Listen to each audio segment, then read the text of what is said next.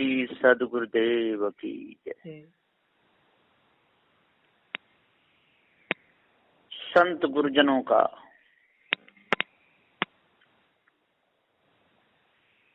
हमारे ऊपर बहुत बड़ा उपकार है। यदि संत गुरुजन हमको पारक ज्ञान नहीं कराते तो आज हमारी पशु के समान वृत्ति होती।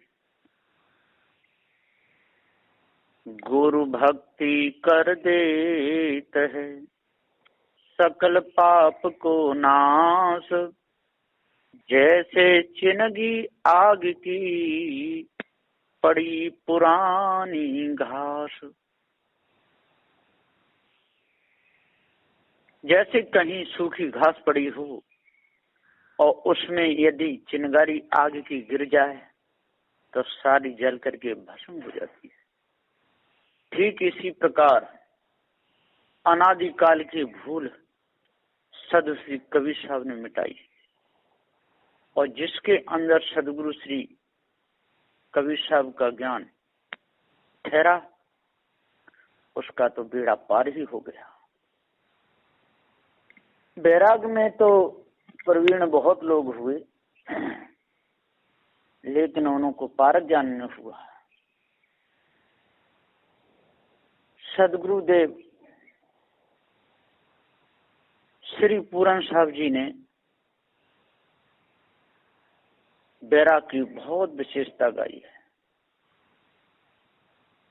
काल पीर तिनकी मिटी जिनको दृढ़ वैरा, ते बिन जीव सब दुखित अति पच पच मरे भाग। बिना बैराग के लोग पच पच करके मर रहे हैं। काल की पीर नहीं मिट रही। कहने को कहते तो हैं बैराग करो बैराग करो। सनकाद 4 भाई थे। ब्रह्मा जी के प्रथम मानस पुत्र कहलाते थे और वे विष्णु के 5वां अवतार भी कहलाते थे। भागवत स्कंद 2 के अध्याय 7 श्लोक 5 में लिखा है। बहुत सी कथाएं लिखी। ब्रह्मा जी कहते हैं कि हे नारद, सृष्टि के प्रारंभ में मैंने विविध लोकों को रचने की इच्छा से तपस्या की। मेरी उस अखंड तपस्या से प्रसन्न होकर उन्होंने तप अर्थ वाले सन नाम से युक्त होकर सनक, सनंदन, सनातन और सनत कुमार के रूप में अवतार ग्रहण किया। इस अवतार में उन्होंने प्रलय के कारण पहले कल्प के भूले हुए ज्ञान का ऋषियों के प्रति उपदेश किया। उस सुंदर उपदेश से वे लोग उसी समय परम तत्व के अनुभवी हो गए। ऐसा निर्णय दिया है। सनकाद 4 भाई बड़े त्यागी, 5 वर्ष के बालक समान, सीधे साधे, भोले भाले, सरल स्वभाव वाले, नैष्ठिक ब्रह्मचारी, ज्ञानी, साधन संपन्न रहे। उन्होंने पिता की आज्ञा होने पर भी सृष्टि कार्य स्वीकार नहीं किया।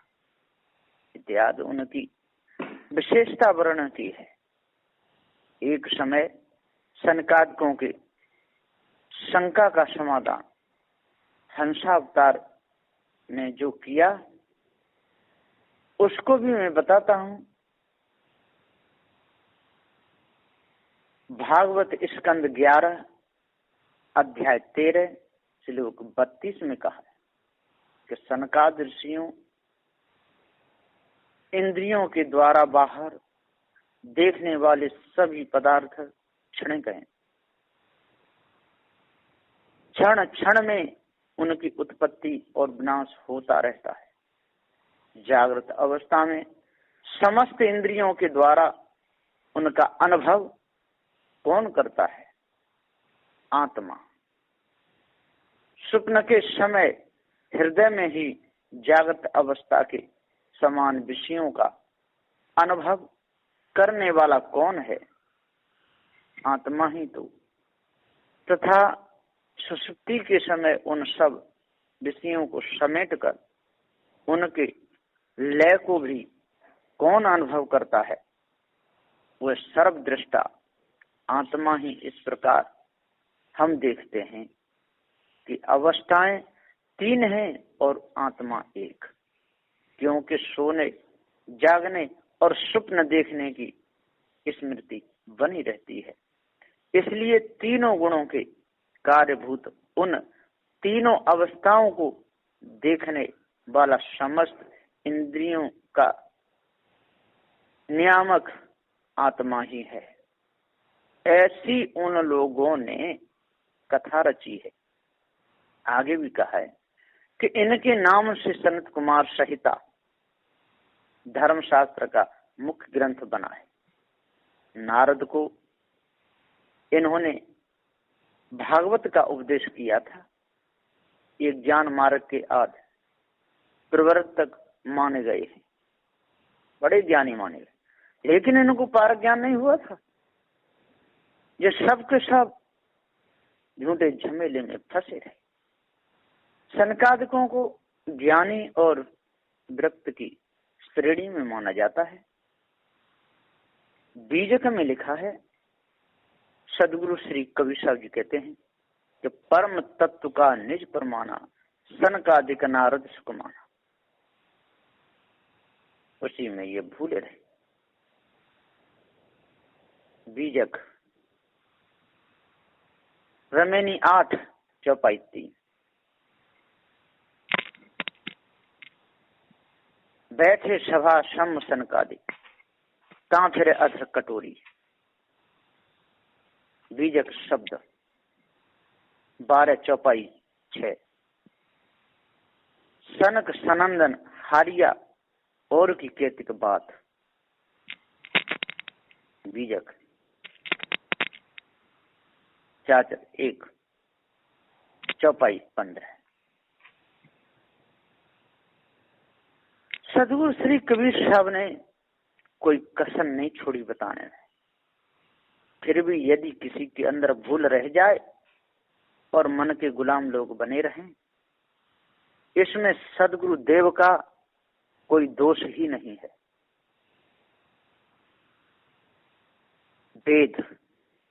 वेदांत द्वारा ब्रह्म ज्ञान को जानकर उसे ही सनकादिक दृढ़ता से मानते रहे। पारक स्वरूप का अप्रोच तो उन्हें नहीं हुआ, तो भी वे वैराग्यमान रहे ऐसा माना जाता है। वैराग की विशेषता पहले के ऋषि मुनि, पहले के ज्ञानी वो भी मानते चले आए, लेकिन किस वैराग के द्वारा कल्याण होता है, जीव भव से छूटता उन्होंने नहीं जाना। सुखदेव याज्ञवल्क्य के औसर पुत्र माने गए हैं। सुखदेव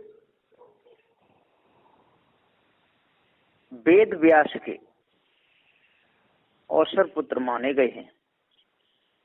वेद व्यास एक बहुत बड़े ज्ञानी थे।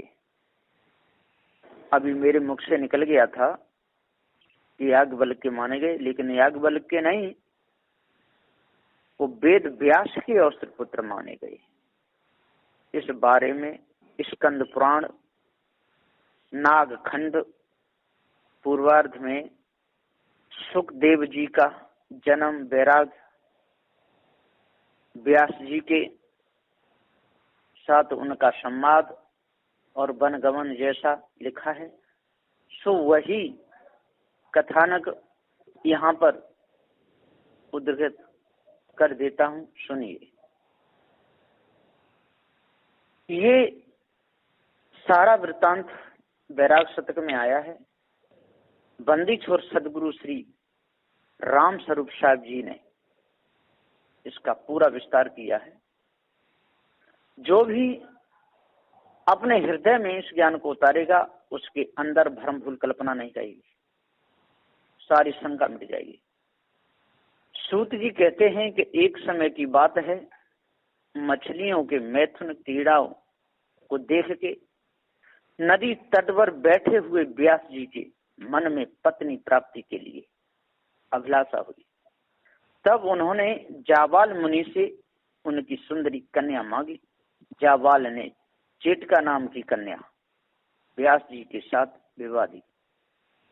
तब व्यास जी उसके साथ वन में रहते हुए मैथुन में प्रवृत्त हुए।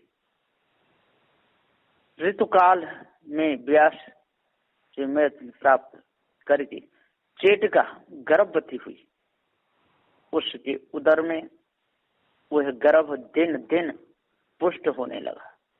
12 वर्ष बीत गए किंतु वह गर्भ उत्पन्न नहीं हुआ। वह भीतर ही रहकर जो कुछ सुनता उसे याद कर लेता था। उसकी वृद्धि बुद्धि बड़ी प्रखर थी, बहुत ज्यादा बुद्धि प्रखर थी। वह गर्भ में ज्यों ज्यों वृद्धि को प्राप्त होता त्यों त्यों ही उसकी माता अत्यंत पीड़ा को प्राप्त होकर व्याकुल होती जाती थी।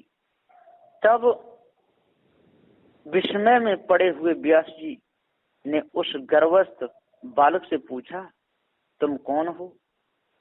गर्भ का रूप धारण करके मेरी धर्मपत्नी की कुक्षी में आ बैठे हो, बाहर क्यों नहीं निकलते? गर्भ बोला, जो 84 लाख योनियां बताई गई हैं उन सब में मैंने भ्रमण किया है, अतः मैं क्या बताऊं कि कौन हूं। भयंकर संसार में भ्रमण करते करते मुझे बड़ा निर्वेद यानी वैराग हुआ है। इस समय मनुष्य होकर इस उदर में आया हूं। अब मेरा विचार किसी प्रकार मनुष्य लोक में निकलने का नहीं है। यही रहकर योगाभ्यास से तत्पर हो मोक्ष मार्ग को प्राप्त